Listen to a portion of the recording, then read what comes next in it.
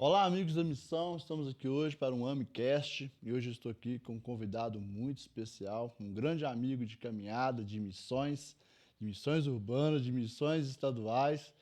E antes de apresentá-lo, eu queria te pedir você que compartilhe esse vídeo, dá um like aí para nos ajudar, segue este canal, se inscreve nele e vai ser benção demais esse bate-papo aqui.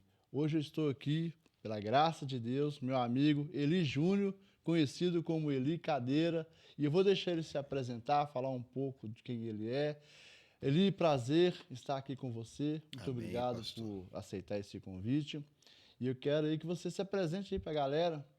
Amém, glória a Deus. Muito bom dia, né? A paz do Senhor Jesus. Meu Amém. nome é Eli Júnior, sou daqui da cidade de Belo Horizonte, um missionário do Senhor para a glória de Deus. E estou muito feliz de poder estar aqui, pastor, né?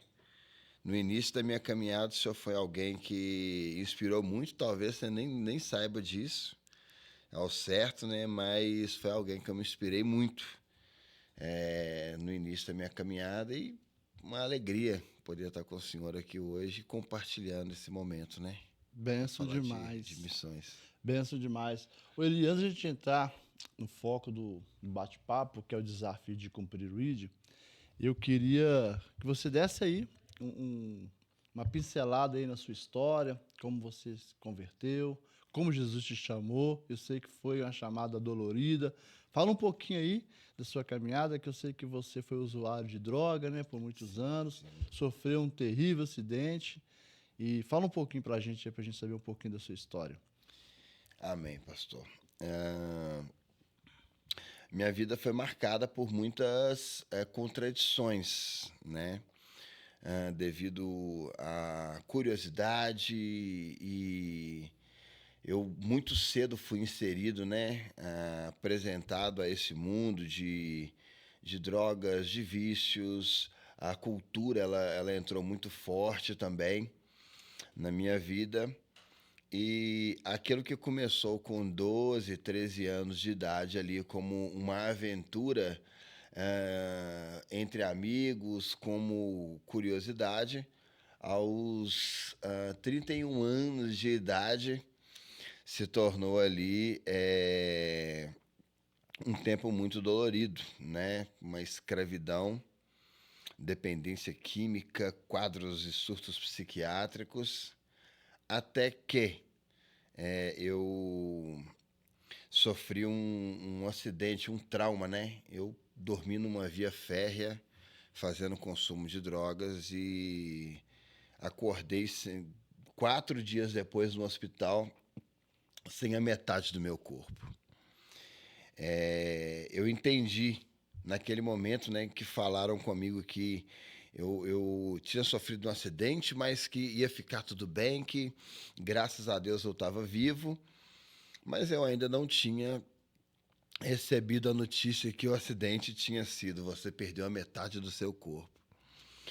Mas quando falaram comigo, eu entendi assim, graças a Deus eu estou vivo, Ô Eli, né? o trem passou no rumo do seu umbigo, Um pouco um abaixo, na pouco abaixo do... altura da pelvis, né? Arrancando o órgão genital, as pernas, de forma que não sobrou nenhum coto, por assim dizer, para fazer as próteses, né? Então, foi uma lesão muito alta e um estado gravíssimo. Mas quando eu abri os meus olhos e eu entendi que eu não tinha ido e que tinha vitimado de um acidente tão grave, eu não tinha ido naquela hora, eu pensei, Deus tem realmente alguma coisa de especial na minha vida. E daquele momento ali, do hospital em diante, pode-se dizer que a minha caminhada começou. Algumas coisas ainda vieram a acontecer depois até que isso se firmasse, mas pode-se dizer que naquele momento ali eu tive uma convicção de paz. Então, uma curiosidade. Antes do acidente, você conhecia Jesus? Não, Não. não. Eu me fazia esquisito para Jesus. Eu Antes você já gostava. tinha ouvido falar? Alguém na família? Algum amigo? algo mais próximo de você ali? Então, eu me fazia esquisito para todo mundo. Eu gostava era de maconha, acampamento e de um duende que chamava Leian. Era isso que que eu tinha por companhia e buscava. Já foi profetizado da minha vida. Deus tem uma grande obra. Olha, assim diz o Senhor, hein, jovem? O Senhor, ele tem algo na sua vida e ele vai te usar. Só que eu não buscava Cristo, eu não buscava uma imagem de Deus para minha vida. Era curtição, era viver uma vida baseado em algumas músicas, né? Viva essa sociedade alternativa, aquela coisa desregrada, mas foi profetizado na minha vida, pastor, né? Houve pessoas que profetizaram. No período em que eu estava mais debilitado por causa das drogas, eu tinha realmente me entregado. A minha irmã se levantou como ela converteu naquela época, ela se levantou como uma intercessora, né? Teve alguns amigos também que se levantaram também como intercessores que nas suas vidas eles tinham experimentado essa transformação e estavam naquela sede de que outras pessoas experimentassem também. Mas eu fazia estranho a isso tudo, eu não queria. Eu confesso que eu não queria, não. Eli, outra coisa, outra pergunta aqui. E dentro desse processo ali, após, né, essa separação, você foi partido ao meio, né, verdadeiramente. Literalmente falando, você foi partido ao meio. E você conheceu Jesus ali no leito, ali, na cama, ali no hospital, na sua recuperação. Como foi isso? Pastor, quando eu abri os meus olhos, dentro do João 23, 4 dias depois, tinha uma pastora que chama Verinha, que até hoje ela tem trabalho lá. Naquela época já tinha mais de 20 anos que ela estava lá. E ela estava no leito da minha cama. E ela disse que quando eu abri os meus olhos, eles tentaram me entubar de novo ali. E ela disse: não, ele acordou. Ele acordou. E ela disse que eu pedi suco de laranja e o Salmo 57. Mas eu não tinha conhecimento bíblico, eu não tinha uma busca, né, pela palavra, de sentar para meditar nas escrituras. E ela depois veio questionar: da onde veio o Salmo 57? Eu não sei. E o Salmo 57 é maravilhoso. A oração de Davi ali na caverna do Adulão. E dentro do hospital eu comecei a ter experiências ali poderosas, sobrenaturais. Eu fui muito bem cuidado, eu fui amado, eu fui. Você tinha conhecimento do Salmo 57? Não, Você já tinha lido, já tinha não, ouvido? Não? não, nunca, Uau! Então o próprio Espírito de Deus ali não. atuando ali, Tem um trecho, dentro do seu ser. tem um trecho que ele fala: cavaram uma cova diante dos meus passos, eu fiquei muito abatido, né? Mas foram eles mesmos que caíram nela. Versículo 6: armaram uma rede aos meus passos, e a minha alma está abatida. Cavaram uma cova diante de mim, porém eles mesmos caíram no meio dela. E quando a pastora Verinha começou a me explicar, Sim. os meus olhos foram se abrindo, sabe? Assim, o meu entendimento foi se abrindo. Deus realmente tem alguma coisa muito especial na minha vida. Eu lembro dos médicos virem de outros quartos para trazer pessoas para me ver ali, né? Porque estavam reclamando, às vezes, por ter perdido um dedo da mão, vítima de um acidente de moto, mas que ainda tinha ali o corpo, a mente. E o cara falava: olha aqui, o rapaz perdeu a metade do corpo. E eu estava lá contando piada na hora, conversando, rindo. Realmente foram 54 dias no hospital. Foram preciosos. Tem um cara que eu sempre cito ele, que é o pastor Wilbert, pastor Beto, lá da Servos Caminho Santo. Pastor Beto, tinha dia que eu até abria meu olho e estava lá assim com a mão na minha testa. Eu falei: que é esse cara de novo aqui? Hoje eu sou um capelão graças a ele. sabe, que me inspirou muito naquele momento lá dentro, né? Pessoas que marcaram a minha vida. Eu creio que a minha caminhada começou ali, né? Glória a Naquele Deus. momento. Que bênção. Você está falando do pastor Beto, capelão, e a gente está aqui falando de missão. E aproveitei esse gancho aqui, a importância de um capelão dentro de um hospital, dentro de um Sim, presídio, né? sim, Nas ruas, nas sim. creches, nos asilos. E é uma função que está bem esquecida, né? A gente tem escolas de capelania. E eu vejo assim que muitas pessoas fazem o curso com a gente, mas não colocam em praticam. prática. Não pratica. E uma das nossas opções da escola nossa é que nós temos o teórico e temos o prático. Sim. Né? Aproveitar aqui e deixar aqui um convite para você que quer fazer capelania, com capelães que faz o curso teórico e também tem a prática. Nossa escola, AMES Capelania, ela tem esse curso e ela também tem as frentes de trabalho já com equipes pronto, tudo montado só para você ir ter uma experiência e depois dessa experiência você pode montar a sua equipe de missões, de evangelismo, de capelania nele. Ele fez o curso com a gente lá, não fez ali? Eu fiz antes, Você tinha depois feito eu antes? promovi o Ah, é curso verdade. para os irmãos Foi uma que turma grande. a maioria dos irmãos caminham com a gente no grupo, se juntam para a gente na missão, mas a maioria não tinha ali uma habilitação, uma carteira, por assim dizer, e também eu fiz com o senhor dois cursos. Eu fiz o curso com o senhor, foi de capelania em comunidade terapêutica. Sim. E promoviu pro grupo a capelania de uma forma geral, né? Hospitalar, prisional, escolar, foi o que os senhores ministraram. Isso é importante, pastor, porque eu fui muito bem amparado inicialmente pelo cuidado dos médicos, enfermeiros ali, mas por aqueles que ministravam ali dentro do hospital, que diariamente estavam ali, passando de quarto em quarto, oferecendo uma oração, ajudando no cuidado, às vezes, de alguém que... tinha um homem do meu lado que, por exemplo, ele foi atropelado, encontrado na rua e não tinha uma memória de quem era a família. Então já tinha 2 anos que ele estava no hospital.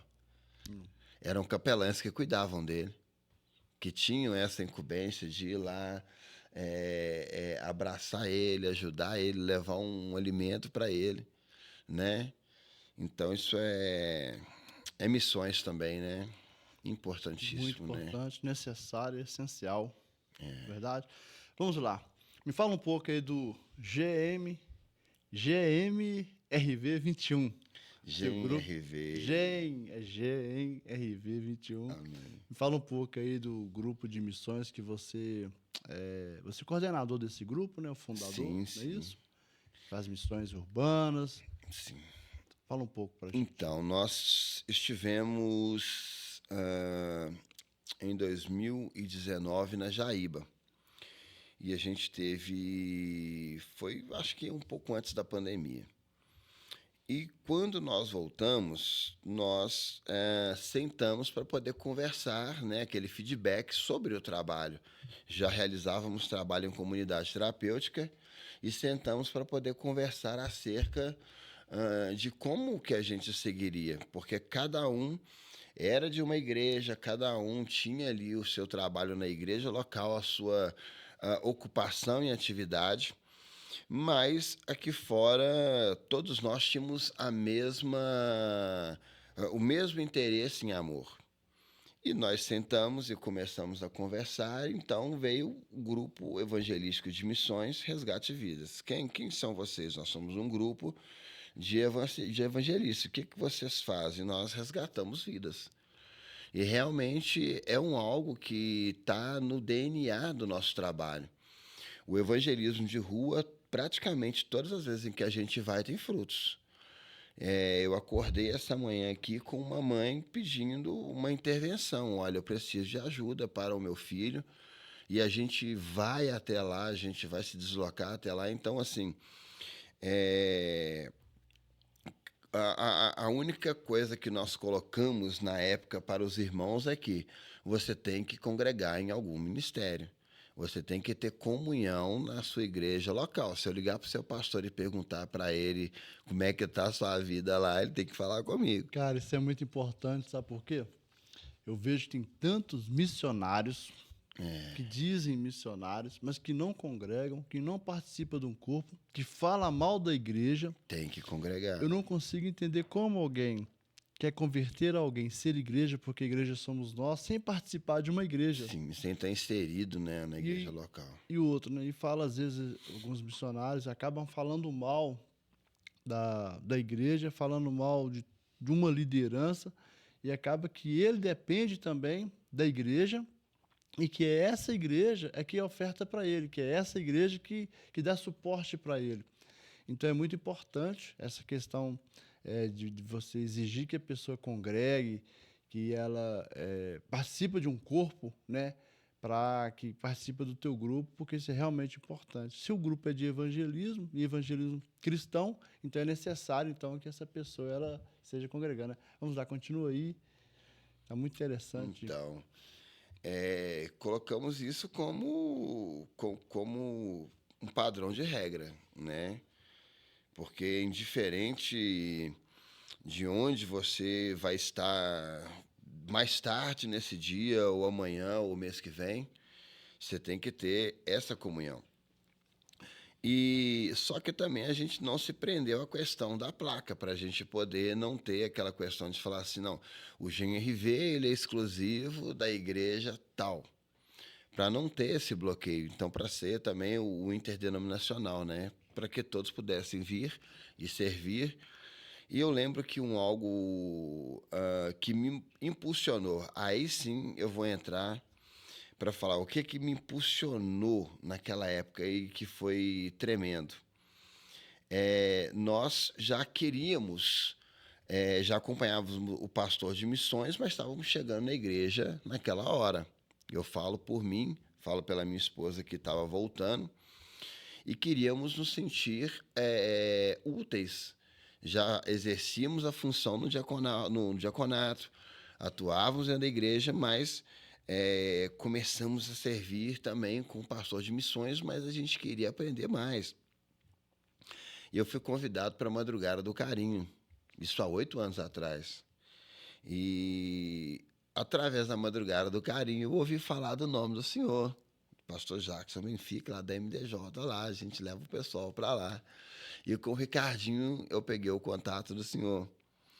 E comecei a acompanhar a sua história de vida, o seu trabalho. Então, assim, eu sempre referenciei, sabe? E principalmente pelo o desprendimento de estar não somente o senhor, mas a família atuando junto, trabalhando junto. E eu lembro que eu falei ao senhor, se o senhor me permitir realmente, né, eu viver essa chamada, que seja como pessoas assim, como o pastor Jackson, com alguns outros líderes que... Sério? Sério, sério, eu falei com minha esposa. A gente acha que a Porque gente faz tão pouco, cara, então a gente não se vê como referência, assim, modéstia à parte aqui, falando, sem hipocrisia. A gente não acha que nós somos referência.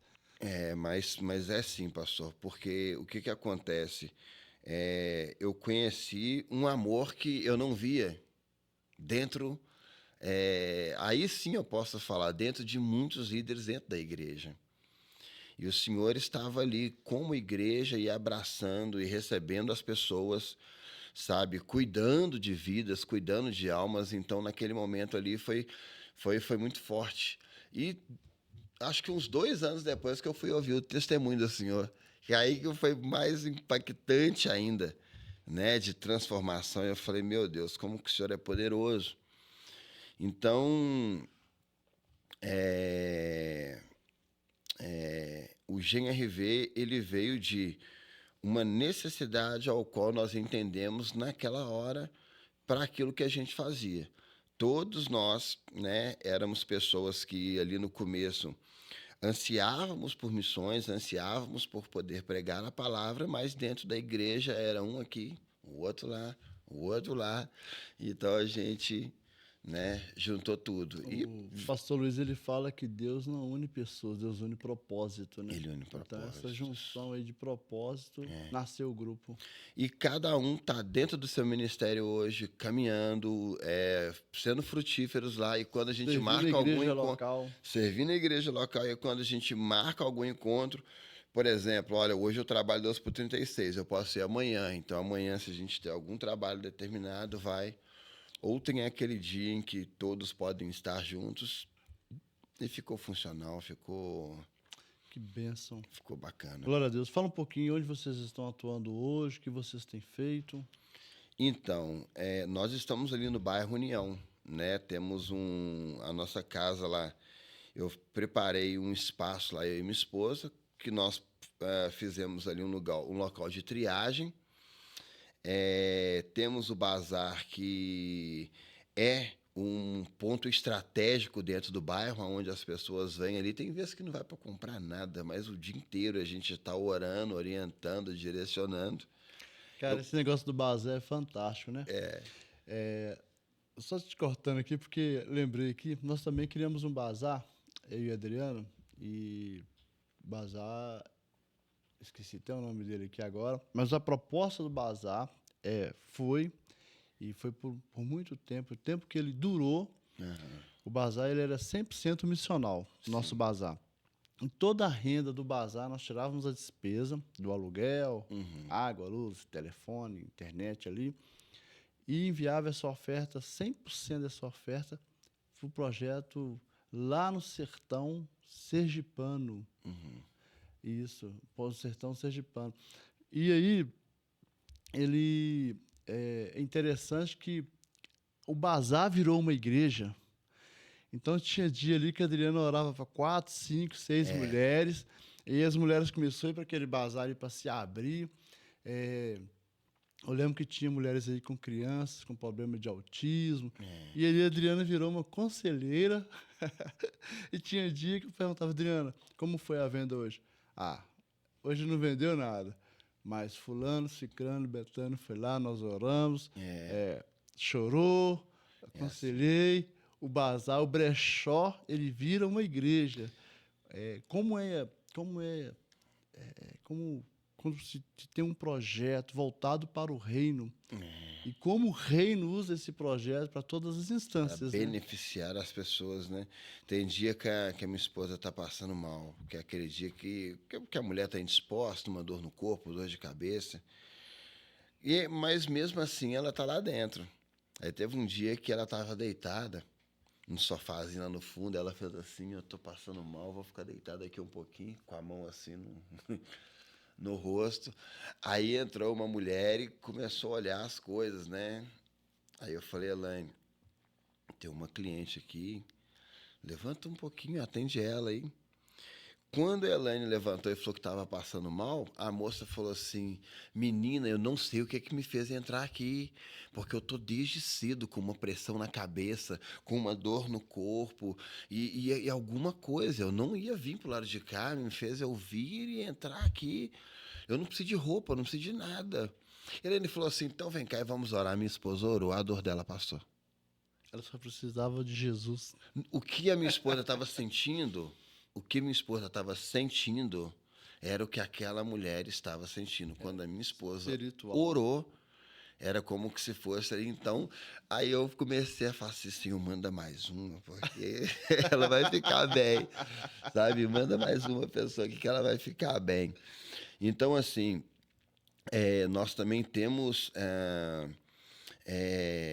essa porta aberta ali como trabalho, e a partir dali a gente tá nas comunidades terapêuticas. Tem dia que eu passo o dia inteiro buscando a doação de um lado a outro. Hoje eu tenho a liberdade da locomoção, né, por poder eu mesmo dirigir.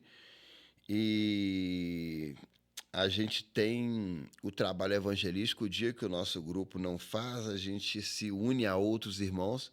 Procuro saber os projetos que estão ativos ali naquele dia para poder encaixar. E ajudo servindo também.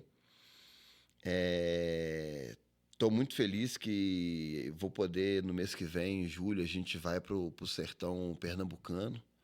vamos com o pessoal do Kadosh.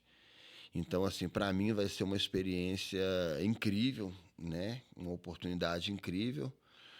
E aqui a gente tem ido para os interiores, norte de Minas, sul de Minas. Eu tive mês passado na cidade de Gouveia, a gente ministrou para quase 700 alunos. Depois um evangelismo muito forte na cidade, das pessoas parando a gente nas ruas. A cigana veio ler a nossa mão, a gente pegou a cigana pelo pescoço e ela começou a chorar. Ora pelos meus filhos. Que benção. Foi lindo aquilo ali, E os foi ciganos lindo. estão convertendo, sabia? Eu Tem creio. uma comunidade,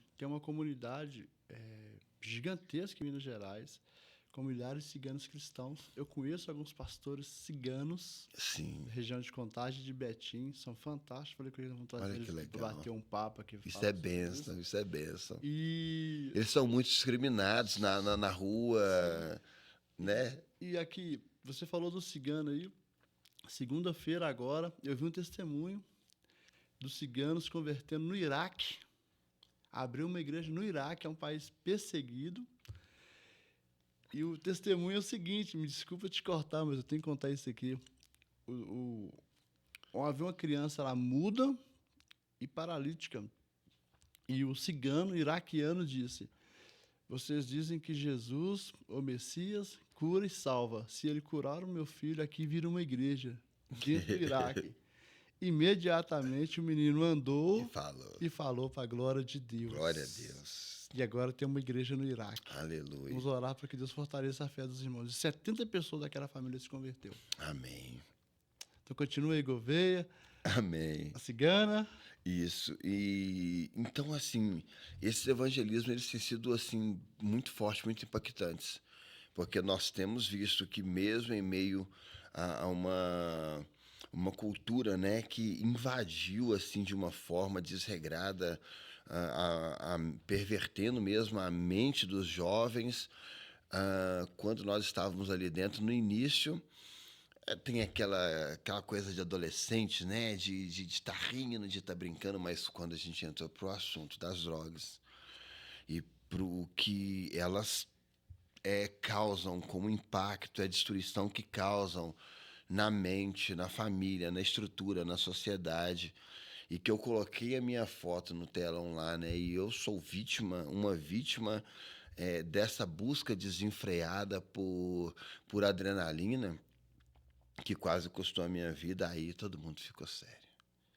E naquele momento nós pudemos, inicialmente eles falaram, olha, é meio difícil falar de Jesus, porque entende-se que o Estado é laico, dentro das escolas tem que ter, mas no momento em que os meninos tiveram a atenção, naquele momento ali a gente pôde pregar a Cristo. E o mais maravilhoso foi o pastor falando: Eli, libera eles que eles têm que ir para o interior, o ônibus vai sair para o interior.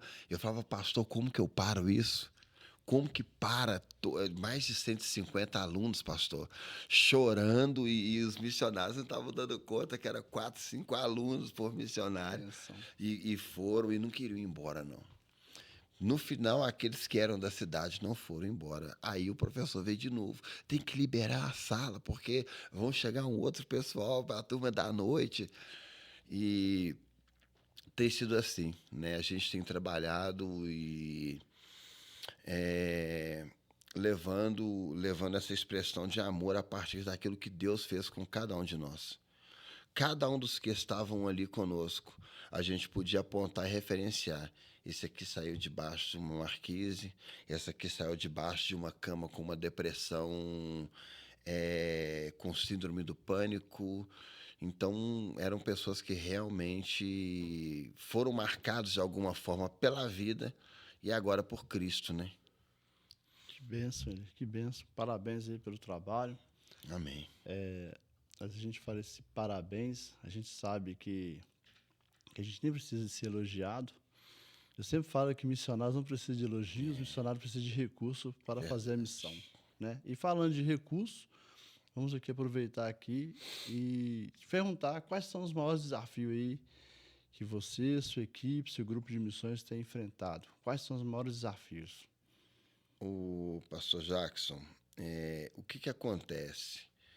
Ontem eu conversava com o meu pastor e, quando eu falei para ele que a gente vai servir nessa missão e que a gente vai tirar o dinheiro do próprio bolso, ele falou assim, mas a nossa igreja ela vem de Belém do Pará, né? Lá de Santarém. E ele falou assim, mas a nossa igreja ela envia recurso, né? Eu tô chegando agora próximo da minha casa, então assim eu venho de outro ministério e e ele falou comigo assim que a nossa igreja ela envia o recurso. Então eu falei, amém. As igrejas que já têm um certo patrimônio, as igrejas que já têm essa visão missional, elas vão investir sim. Mas a grande maioria das igrejas não tem essa visão e também não tem essa noção de administrar o recurso de tal forma a, a destinar um determinado valor para missões. Então, é com amigos. É com amigos, é com pessoas que nos conhecem, que acreditam. É o trabalho que é feito ali no bazar, aquilo que entra, que a gente sempre separa também uma parte para a gente poder estar o dia inteiro, né, correndo de um lado a outro. E é fé. 2 Coríntios 5:7. Portanto, nós caminhamos por fé e não por vista. A gente aprendeu a colocar os pés crendo que Deus vai colocar o chão. A gente apresenta diante de Deus, se é algo que vem um convite, a gente apresenta diante de Deus, a gente coloca diante do Senhor e se vier uma confirmação, a gente vai, com recurso, sem recurso, sabe? E muitas das vezes nós somos surpreendidos, porque o Senhor ele levanta pessoas que é nos 45 dos 45. Às vezes ele espera até aquele último momento para ver assim, deixa eu ver ali quem é que vai se movimentar. Aí a gente gera uma expectativa, eu olho para fulano, eu olho para ciclano, para beltrano, aí Deus vem e levanta um espírito. Levanta alguém que não tem nada a ver com a minha missão. Tá entendendo? Já vivi muito isso. Já levanta alguém que vem e fala assim, cara, eu tô mandando aí um determinado valor, eu tô mandando uma oferta de cestas básicas. Aconteceu isso, nós estávamos com um trabalho marcado para o dia 25 de dezembro e não tínhamos conseguido as cestas, não tínhamos conseguido o recurso. E alguns que tinham marcado, de repente, iam viajar. Mas a gente falou, Elaine, nós não vamos desmarcar e vamos com o que a gente tem. No dia 22, mais ou menos, assim, umas 4 horas da tarde, uma irmã liga. Olha, eu tenho um dinheiro para mandar aqui para vocês. Eu mandei uma parte para tal lugar, e eu quero mandar R$ 1.500 aqui para vocês. Naquele momento, assim, foi uma alegria, porque deu para comprar a cesta básica, deu para abastecer o carro, deu para comprar os sacos de bala, de pirulito. Quer dizer, aquilo que estava organizado, que estava em oração para ser feito, foi feito. As nossas vidas que foram e uma espírita que enviou. E eu não tenho problema nenhum em falar sobre isso, porque Claro nós que não. recebemos com uma alegria tão grande. Recebemos ali com uma alegria tão grande. A obra foi feita. Detalhe, no dia o céu estava pesado. De nuvem para chuva, tinha chovido na parte da manhã. Nós chegamos no espaço aberto e levantamos as mãos e começamos a orar. Senhor, não deixe a chuva cair nesse momento, não. O céu abriu, não choveu. Elias, eu aprendi que dinheiro ele não tem religião. Dinheiro é apenas ferramenta, né? Eu lembro que uma vez eu ganhei um carro e as pessoas falaram comigo assim, você tá feliz porque ganhou esse carro? Tá aqui feliz? Não, cara, não tô feliz porque eu ganhei o carro. Eu já sou feliz. Porque se a minha felicidade estiver porque eu ganhei um carro, ou porque eu ganhei um recurso, e quando esse recurso acabar, e quando esse carro for embora, eu vou ficar triste com depressão? E dinheiro, cara, as pessoas precisam entender que dinheiro é ferramenta. Dinheiro não é bens, dinheiro não é bênção, dinheiro é ferramenta. Eu oro muito Cara, eu oro muito para, dentro da nossa fé, dentro daquilo que nós acreditamos e cremos e vivemos como regra de fé, que é a palavra de Deus, eu oro muito para que Deus salve os espíritas, porque eles têm um coração convertido, eles têm um coração abençoador, eles têm uns corações doador. A gente também tem voluntários, a gente tem parceiros espíritas, e eles investem altíssimo. Eles não têm problema com investir o recurso. O problema é que quando a gente acha que o dinheiro é uma bênção, e se a bênção é minha, eu não abro mão, sendo que dinheiro é apenas recurso. Então, um grande desafio. E dentro desse contexto aqui, Eli, você já pensou em desistir alguma vez? Já passou pela cabeça, assim, a vontade de desistir? Ou quantas vezes já passou, se não tem como falar quantas vezes? Porque realmente é um desafio muito grande, né? Teve um dia que eu estava tão oprimido. ah, isso que eu vou falar que é muito engraçado. Lá em casa tem 24 degraus de escada. E nesse dia eu estava muito opresso e com algumas coisas a resolver e orando por algumas portas para que se abrissem. E nesse dia, eu e minha esposa, nós tivemos uma discussão, né, de casal. Casal se estranha ali às vezes, né? Eu sou meio temperamento de Pedro e ela é uma mulher mais amena. Não sei se eu posso falar temperamento de João, porque João é discípulo do amor, mas queria que o fogo caísse em Mas todo mundo lá, vai te né? converter. Não é? Mas então, é, eu lembro que nesse dia, com tantas coisas acontecendo, eu falei, eu não quero mais esse evangelho, eu não quero mais. Sabe, eu não quero mais e eu não vou ficar correndo mais atrás disso, eu vou voltar para o mercado de trabalho, porque eu ainda posso trabalhar. Sabe, eu vou voltar para o mercado de trabalho e eu sei que com uma ignorância humana, eu pulei pro chão, coloquei a cadeira de roda rumo à escada e joguei a cadeira de roda escada abaixo. Ela bateu lá atrás do portão. E eu desci, né, bravo. Na hora que eu puxei a cadeira, que eu abri o portão, que eu tô sentando na cadeira, assim, com raiva, pastor bravo, passa um irmão assim e fala assim, ô pastor, Pai do Senhor Jesus, que bom que eu te vi o senhor aqui, só. Rapaz, eu preciso de oração. Pastor, que luta que eu tô passando. Aí naquela hora, tipo assim, eu comecei a rir e comecei a chorar, sabe? Porque eu tava sendo provado ali por Deus. Sabe, no meio de uma aflição, de um contexto, de eu falar assim, eu não quero, eu vou largar tudo. Eu joguei minha cadeira de roda escada abaixo, sabe? E na hora que eu tô montando na cadeira de roda para poder ir para algum lugar, para poder pensar, no portão, o cara passou, me referenciou como um pastor e me pediu uma oração e falou, cara, e naquele momento ali eu tive que voltar e pedir perdão para a esposa, né? Falar, amor, você me perdoa e é, não quero que seja assim. Eu preciso de Jesus. Ele me tirou de uma vida de trevas, de um lugar muito ruim, sabe? De escolhas muito ruins. Eu lá ia fazendo uma escolha péssima agora. Você me perdoa. E isso vem, pastor, né? Isso vem na gente. Tem horas do desejo de deixar tudo de lado, de não se importar.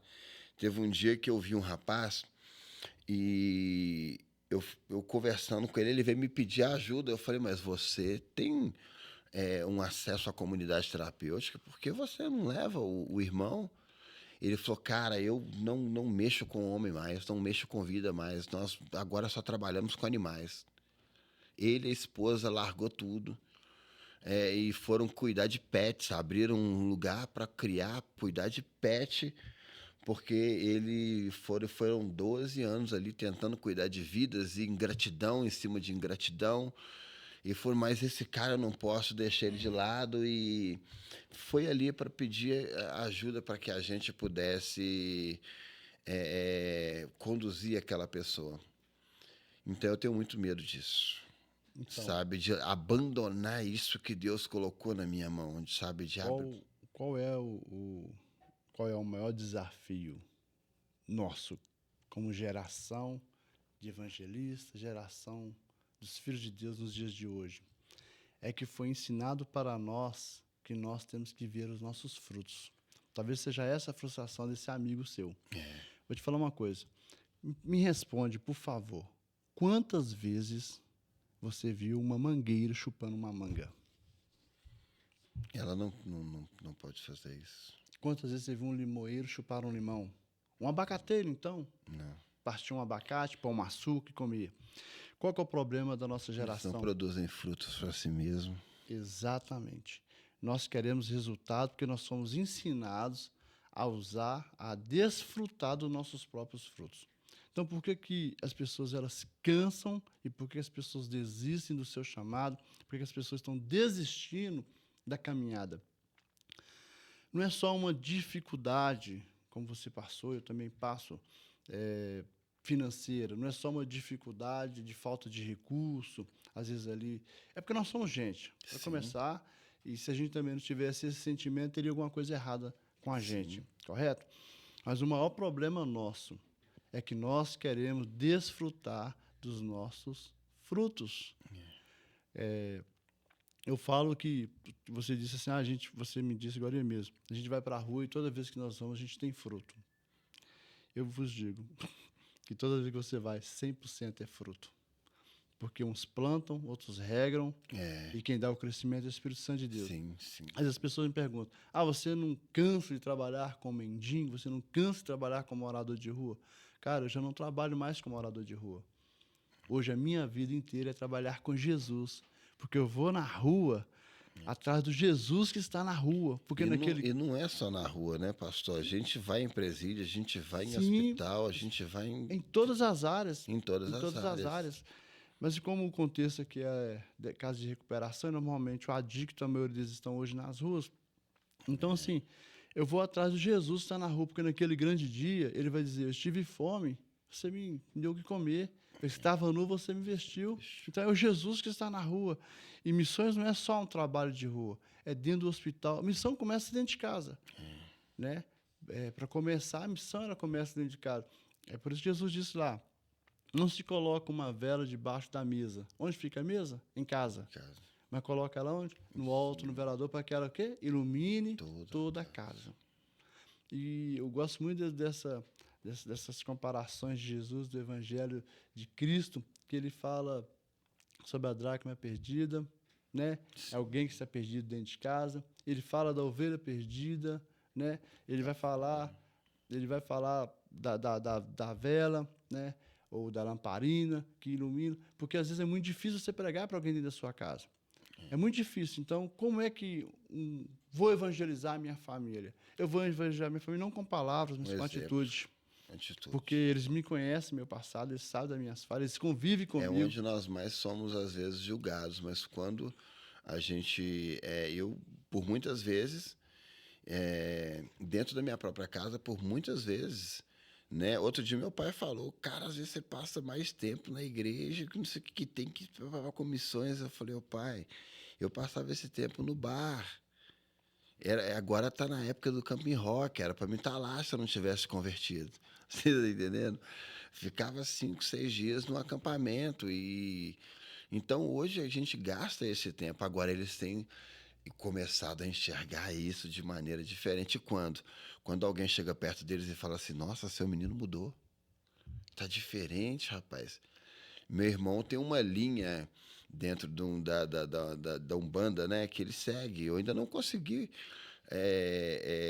ganhar o coração dele, mas outro dia ele foi obrigado a testemunhar, porque alguém chegou dentro do carro que ele trabalha e começou a falar sobre uma certa dificuldade. Ele teve que falar, rapaz, eu tenho um irmão que era assim, assim, assim, mas que passou por um trauma na vida dele e hoje serve a Deus, faz missões. Então, isso é muito lindo. E ele falou com os olhos cheios de lágrimas, quer dizer, eles estão vendo, né? Quando a gente para de se importar e para de brigar e confia que o Deus que faz lá fora vai fazer aqui dentro, as coisas começam a acontecer. Eli, o próprio Jesus disse que um profeta não tem honra na sua própria casa. Mas o próprio Jesus disse também que nós faríamos as obras que ele faz E e faríamos maiores ainda. ainda. No começo da minha caminhada, foi interessante que a minha mãe, as minhas irmãs, foram as primeiras mantenedoras da missão. Sim. Minha mãe foi embora dia 22 de dezembro, mas até o último dia, ela passando mal, de E o senhor saúde. não deixou de fazer o Natal na praça. Eu só não fiz naquela data. Mas porque não deixou de fazer. ela foi embora, ela foi cear naquele dia com Jesus e deixou nós aqui sem cear. Nós fizemos uma semana depois, mas não tinha como não fazer também, né? Mas o que eu quero dizer é o seguinte: quando eu vi ali, quando eu vi ali minha mãe, até que minha mãe não era difícil ver ela me ajudando, mas quando eu vi minhas irmãs participando, eu tenho irmãs, cara, assim, que são dizimistas na missão, são ofertantes da missão, fiel ali todo mês estão ali mandando as ofertas, estão ali participando junto com a gente. E quando eu vi isso, confirmou meu ministério, porque no começo nós temos muitas dúvidas, né? Isso é interessante até para quem está querendo começar um trabalho, quer desenvolver um trabalho missionário, é muito difícil, né? E aí a gente tem que olhar para Jesus, né? Para Jesus. E eu quero até voltar aqui naquele assunto aqui do fruto, porque uma das traduções de desfrutar é destruir. Não tem como você desfrutar Sem de uma destruir manga ela, né? sem destruir ela. E aí, olha que E pra interessante. gente que é mais da roça, a gente chupa até o caroço, né? A gente que Não é é antigo, verdade? né? Então, olha para você ver. E a gente quer que Jesus desfruta da nossa vida sem destruir a nossa vida. Às vezes nós queremos caminhar com Jesus com a mesma vida que nós tínhamos. Não dá. Não dá. Não dá. Eu Então, tentei, deu não. não tem como. Então, se Jesus vai desfrutar de nós, ele vai destruir a vida que nós temos e nos dará uma vida nova. Amém. A palavra do Senhor fala que se um grão cair na terra, Ele tem que morrer. ele tem que morrer para dar fruto. E outra, e o fruto que ele dá não é para ele. Né? A árvore você conhece pelo fruto. Por que o fruto? São os frutos de vida ou de morte, que vai alimentar as pessoas à sua volta ou vai matar as pessoas à sua volta. Então, às vezes, uma reflexão aqui para os missionários que querem começar, os missionários que estão se frustrando, mas não estão desfrutando de Cristo, volte a olhar para Jesus. Amém. Volte a olhar para Jesus. Não espere nada. Você falou também, é uma palavra interessante, que é muito ingratidão. Cara, por que nós queremos gratidão? Se nós somos só uma ferramenta. Eu gosto muito de pegar esse contexto. Às vezes eu gosto de desenhar para a pessoa entender. Por exemplo, nós estamos aqui no estúdio. Podemos olhar para a parede, podemos olhar para o teto, podemos olhar para todo o equipamento. Essa parede, se eu for olhar para essa parede aqui, eu não vou perguntar que ferramenta que pintou. Eu não vou perguntar que rolo que pintou. Eu vou perguntar quem pintou. Correto? Então, eu não vou perguntar que espátula que usou aqui, que massa que usou, que ferramenta que usou aqui, que rolo que usou, lixa, porque isso são ferramentas. Então, numa grande obra, nós somos a ferramenta de Deus. Nós somos as ferramentas que Cristo vai usar. Então, que brilhe Ele, é Ele que vai aparecer. Eu gosto nesse contexto aí, eu gosto de desenhar o seguinte, que o Pai é o dono da obra, o Espírito Santo é o pedreiro e nós somos a ferramenta e os materiais são as vidas que estão aí se transformando aí na grande obra de Deus. Então, eu deixo essa reflexão aqui para você que se sente injustiçado. Não se sinta injustiçado. A obra é dele, a glória é dele e nós somos só ferramenta. Deveríamos ficar muito alegres por participar, né, Eli? Eu não quero ficar fora do que Deus vai fazer em Belo Horizonte, no Brasil e no mundo. Eu quero participar. É o meu tempo, é a minha geração. Que graça teria em minha vida se lá na frente eu não participei de nada do que está sendo construído? O senhor lembra aquele dia que eu falei com o senhor que eu tive uma visão? Eu gravei ela para o senhor de madrugada, Sim. em áudio. Aquele dia foi dia 16 de maio. Foi na madrugada 16 de maio. Eu não tinha ouvido o áudio, depois você mandou ele novamente. Foi 16 de maio. porque não foi 16 de maio, não, foi um pouco antes. Nós passamos aquele dia uma semana numa comunidade terapêutica e que tem uma escola de missões, a EMEI, né? Escola de Missões Evangelísticas, EMEI, Escola de Missões Evangelísticas de Manaim. Então foi o dia que nós estávamos indo. E aquilo que foi descrito da forma com que Deus me falou ali tem acontecido. Dá uma olhada para o senhor ver o que está acontecendo na USP em São Paulo, dentro da FMG. Tem jovens indo para lá, indo para as ruas, nas praças.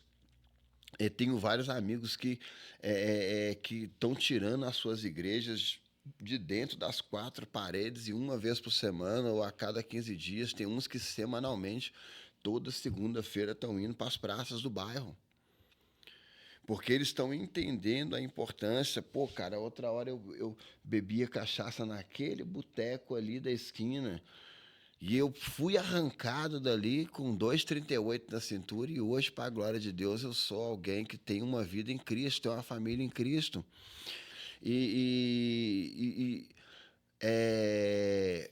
Eu cultuo na igreja, quinta cultuo na igreja, domingo, mas toda segunda-feira eles estão na praça. Toda segunda-feira eles estão ali como igreja, com frio, com chuva, com calor, pregando a palavra e chamando a presença do Senhor para aquela comunidade, para aquele bairro. Então tem acontecido nesse tempo um mover profético e sobrenatural, pastor. As coisas têm acontecido, sim. É como o senhor disse, eu não quero ficar de fora, nem eu, porque eu não fui tirado debaixo de uma locomotiva, arrebentado ao meio, sabe, para poder continuar sendo um instrumento de vergonha para minha família, para a sociedade, para aqueles que estão à minha volta. Sabe, eu realmente não quero. Foi difícil entender esse evangelho, foi muito difícil. Mas eu fiz uma pergunta para uma menina na quarta-feira passada, enquanto orávamos por ela, e ela estava tomada de demônios. E a gente repreendeu antes de eu perguntar pelo que você quer que eu ore na sua vida, por qual área. Ela me explicou e eu falei com ela 2 coisas. Você aceita esse evangelho? E mostrei para ela a Bíblia. Você aceita esse evangelho? Ela ficou assim. Eu falei, você aceita Jesus? Ela falou, sim. Nós oramos, ela manifestou, repreendemos aquele espírito maligno ali, aquele mal na vida dela. Aí eu falei, olha nos meus olhos novamente, Aline, você aceita esse evangelho? Ela ficou assim, boca fechada. Você aceita Jesus? Ela falou sim. E naquele momento, eu falei com ela assim, olha, tem uma coisa. Várias religiões têm a sua forma de enxergar a Cristo, têm a sua forma de entender a Jesus. Uns vão entender o Jesus como aquele cara legal, paz e amor, que já não mais condena. Lá dentro da Umbanda, da Quimbanda, Jesus se apresenta de uma outra forma para eles. Então é muito cômodo esse Jesus que não me incomoda. Mas eu te perguntei, você aceita esse evangelho? Porque se você aceitar esse evangelho, você vai ter que aprender a viver uma vida de renúncia.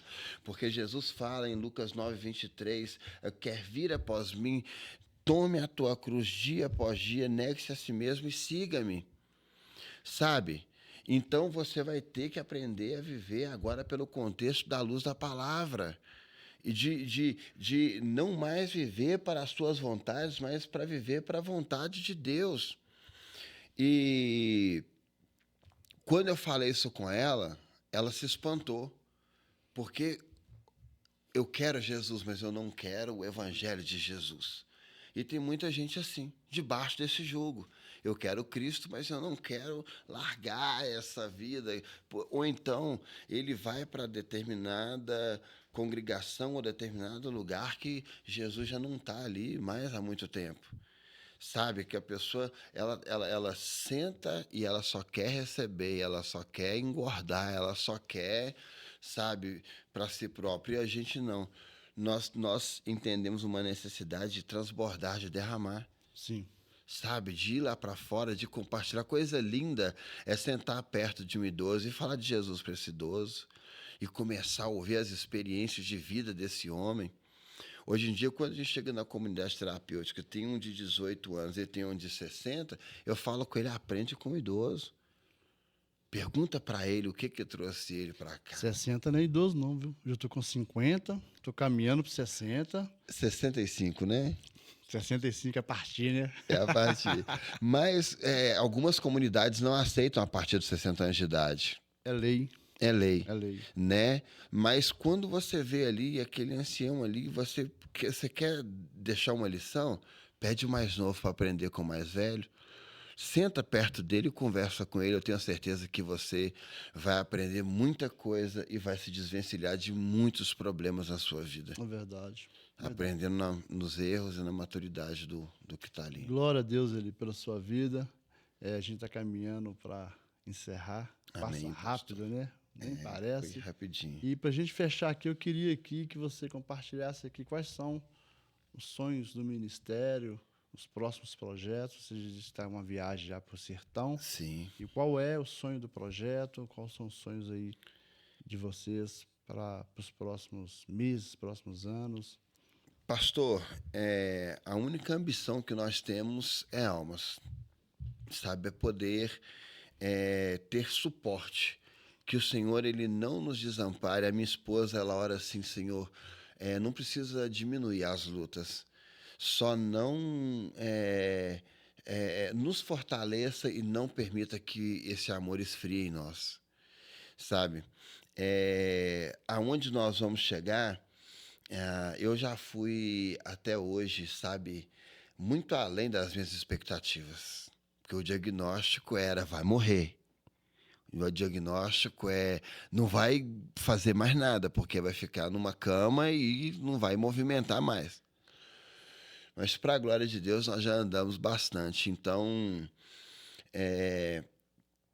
o nosso foco é vida, é almas. E se o Senhor nos permitir alcançá-las, acessá-las, eu creio que se formos obedientes, o recurso vem. Eu creio que se nós continuarmos compartilhando daquilo que nós temos, né? E aprendendo a cada dia mais o Senhor, Ele vai continuar nos sustentando, sendo suportes. A gente já se deu por satisfeito. Amém. Amém. Amém. Eu não vou colocar uma perspectiva, porque alguém falou um dia assim, é que o Senhor vai te levar em tal lugar, e isso e aquilo. Amém.